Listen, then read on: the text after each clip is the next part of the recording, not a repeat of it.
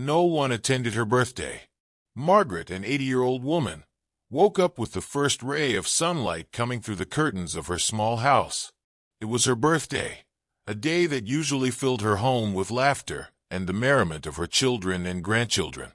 But this year, the air felt different, almost heavy, as if the walls already knew that the celebration would not be the same. Margaret got up slowly, her bones reminding her that time had not passed in vain. As she looked out the window of her room, she let out a sigh. She had 4 children, each with their own lives, commitments, and families. In recent years, visits to her house had decreased. At first, they were usually punctual for birthday lunch, all together sharing the table, and she could feel that family warmth that she longed for. But over time, the dynamic changed. Her eldest son, Tom, had always been the closest to her. For years, he was the first to arrive, carrying a smile and always with some gift, a flower or a simple card. However, in the last 2 years, Tom could only stay for a short while. He would rush over, give her a kiss on the cheek, and then take out his phone to answer a work call. After a few minutes, he would say goodbye with a quick excuse, promising that he would return soon. But Margaret knew that such promises were lost among obligations and time. Her second son, Linda, who lived in another city, used to travel just to see her on her birthday. But since she had her third child, the visits became less frequent. Margaret understood that her daughter's life was full of responsibilities. But every year, she hoped that Linda would make an effort to surprise her. Linda had promised her that she would try to come that year. But Margaret, deep down, feared that they were just kind words so as not to hurt her. The other 2 children, James and Martha, the youngest, were the ones who appeared the least. Martha, the youngest, always found an excuse. She said that traffic, work, the children, there was always something that prevented her from crossing her mother's door on that special day. James, on the other hand, seemed to have completely forgotten about those celebrations. The few times he came to visit her, it was for a few minutes, and the silence between them was so heavy that Margaret almost preferred not to have him there, although deep down in her heart she longed to see all her children together, like when they were little. That day, Margaret tried to convince herself that one of them would appear. She spent the morning tidying up the house, placing fresh flowers in a vase, and checking that every detail was perfect. She had baked a small cake, as she usually did every year, although she knew she would barely taste it. Her heart raced every time she looked at the clock. The hours passed, and with each minute her hope diminished a little more. At 12 o'clock, when she thought that at least one of her children would arrive, the house was still silent. She sat in the living room, in front of the carefully decorated table, and lost herself in her thoughts, remembering those birthdays filled with laughter and games. The memory transported her to the years when her children were small, and they themselves took charge of making her birthday cards with clumsy drawings, but full of love. Those memories brought a smile to her face, although at the same time, she felt the emptiness grow in her chest. By the afternoon, Margaret began to notice how the silence became overwhelming. Every time the phone rang, her heart skipped a beat, but it always ended up being a wrong call or some telemarketing, which only reminded her how alone she was. At 3 o'clock, when the shadows began to lengthen in her small living room, Margaret decided to light the candles on her cake, even though she knew that no one would be there to blow them out with her. The afternoon became a whirlwind of thoughts and memories. Over the years, Margaret had given everything for her children. She remembered the sleepless nights when they were sick, the sacrifices she made so they would never lack anything, and all the times she had put her dreams on hold to prioritize theirs. But now, sitting at a table adorned only by silence, Margaret began to wonder if it had all been worth it. The clock struck 5 when Margaret decided to leave the table as it was, as if she expected that, at some point, the sound of the doorbell would break that eternal silence. With each minute, her gaze wandered further out the window, searching, hoping to see the silhouette of one of her children on the other side of the door. The sky was beginning to turn orange, and the reflection of the setting sun seemed to give the scene a nostalgic, almost melancholic tone. Margaret got up from the table and went to her room, where she kept a box of memories. When she opened it, she found photos of her children when they were little, handmade birthday cards, and even drawings they had made for her at school. Each object was a piece of a life full of love, but now they only seemed like ghosts of a time that would never return. That night, as she curled up in her chair, with the box of memories in her hands, Margaret felt more alone than ever. She knew that the years had passed, that her children's lives had changed, but she never thought that the day would come when she would celebrate her birthday without them, in absolute silence. That night, Margaret fell asleep in her armchair, hugging that box of memories that contained fragments of her life. Her thoughts were mixed with the silence of the house, and, at some point between nostalgia and sleep, her eyelids closed, letting fall a last tear that remained on her cheek as a witness to her sadness. At dawn, when the first rays of the sun began to peek through the windows, Margaret slowly opened her eyes. The weight of loneliness was still there, and when she got up, she felt the emptiness in every corner of her home. With a tired sigh, she went to the front door to pick up the newspaper. However, when she opened it, she was surprised to see a small package wrapped in yellow paper and tied with a simple but elegant ribbon at the entrance of her house.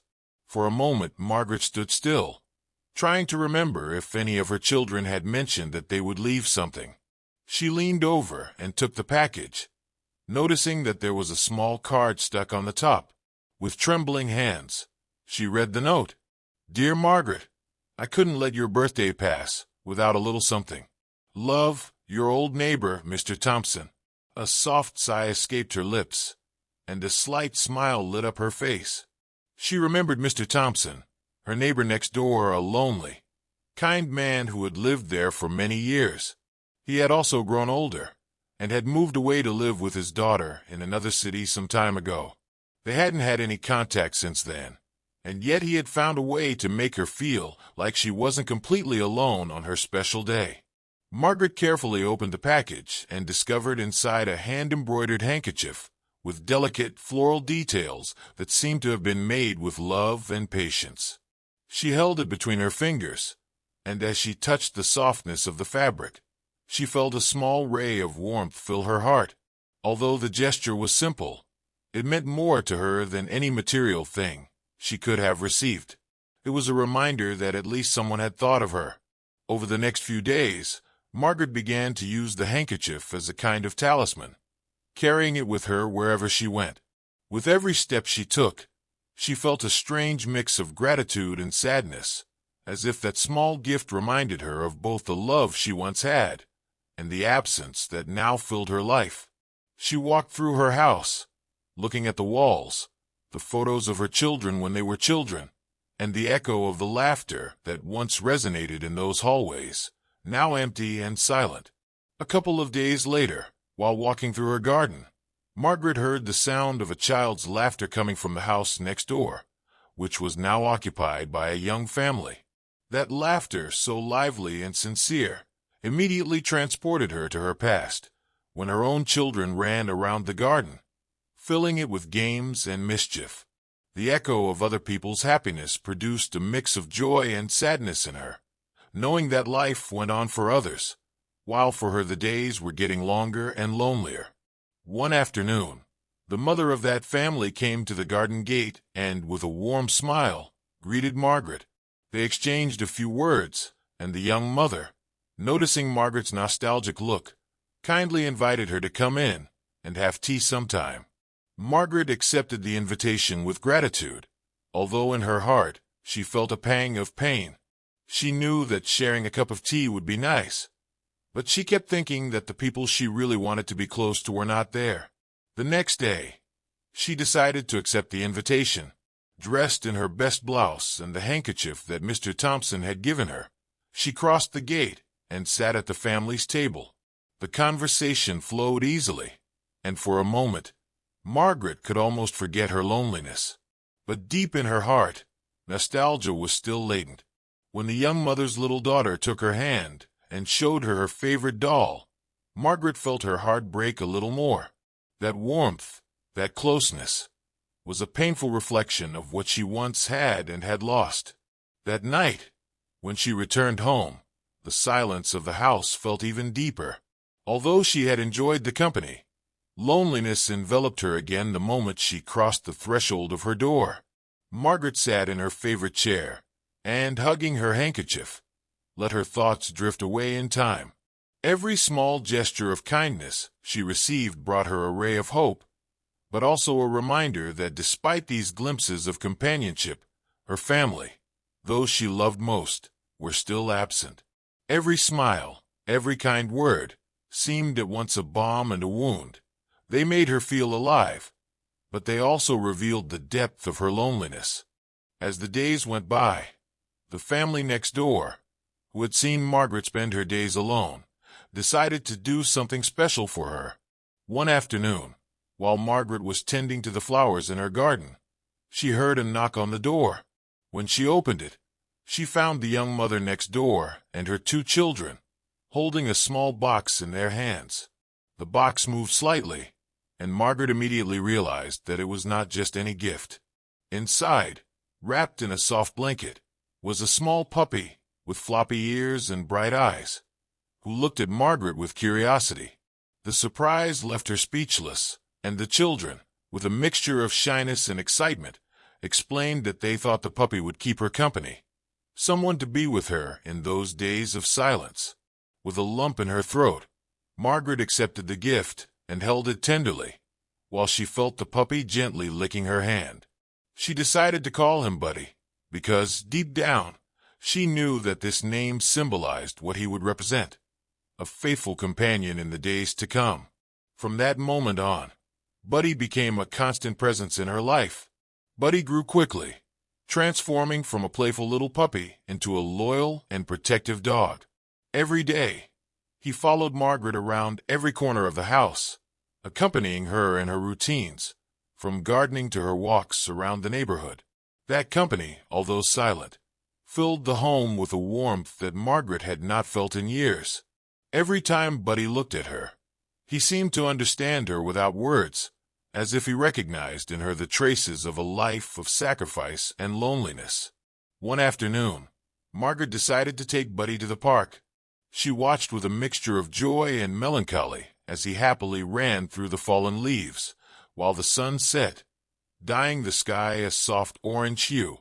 In those moments, Margaret felt that, despite everything, life still offered her small moments of peace. However, deep down, she continued to hope that one day her family would realize how much she needed her love and presence. A few months passed, and to Margaret's surprise, one day, as she sat in the kitchen making tea, she heard the sound of a car pulling up in front of her house. She wasn't expecting visitors, so she peeked in with curiosity, and her heart skipped a beat when she recognized the figure of her eldest son, Tom, who hadn't visited her in several months. Margaret felt a mixture of joy and nervousness as she prepared to receive him. Opening the door, Margaret watched as Buddy approached the visitor, sniffing Tom as if to make sure his intentions were good. Tom, surprised, smiled at the sight of the dog and patted him on the head.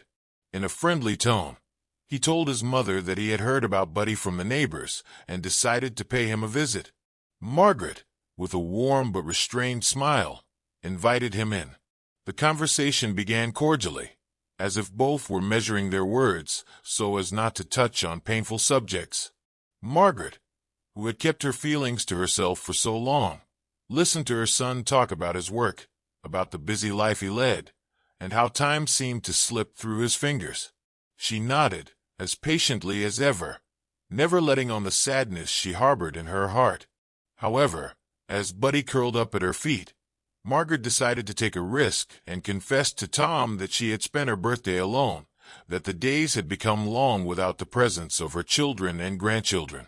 For a moment, Tom seemed surprised, as if he had not imagined that the passage of time would affect his mother so much. The conversation became more sincere, and Tom, in a moment of vulnerability, admitted that sometimes he too felt trapped in a routine without end, without time for what really mattered. Hearing this, Margaret took his hand and, with a soft but firm voice, reminded him that life is fleeting, that relationships and love are the only things that leave a mark when everything else disappears. Those words seemed to resonate deeply with Tom, who, with slightly moist eyes, promised that he would visit her again soon, that he would make an effort not to leave her alone. That afternoon, when Tom left, Margaret stood at the door, watching his car drive away down the street. Although she still felt a deep sadness, there was some peace inside her, a small spark of hope that made her believe that perhaps things would change. Buddy, always attentive to her emotions, came over and placed his head on her knees, as if offering her the silent comfort that only he knew how to give. Over time, Margaret continued her life at Buddy's side, facing each day with the mixture of nostalgia and hope that characterized her days. The company of her faithful friend, although it could not completely fill the void she felt due to the absence of her family, gave her the strength to carry on.